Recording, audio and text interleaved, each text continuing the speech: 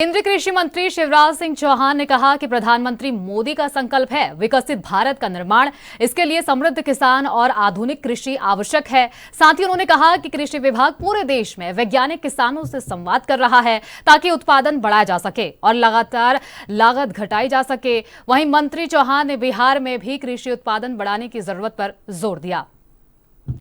जी का संकल्प है विकसित भारत का निर्माण, विकसित भारत के लिए विकसित कृषि और समृद्ध किसान, ये कृषि विभाग का मंत्र है।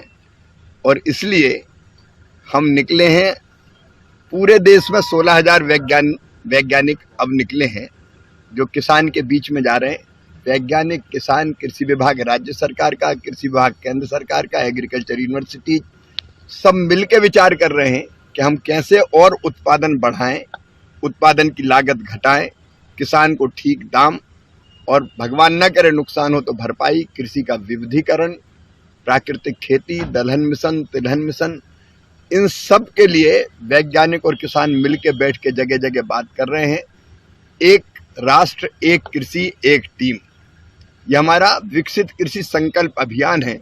मैं बिहार आया हूं, बिहार के किसानों।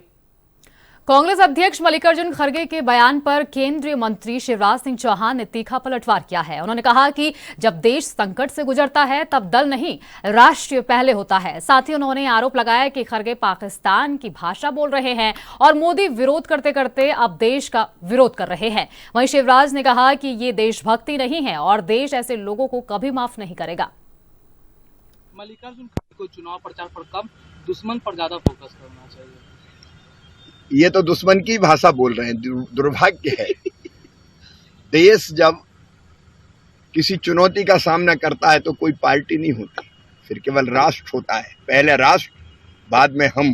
लेकिन ये तो पाकिस्तान की भाषा बोल रहे हैं।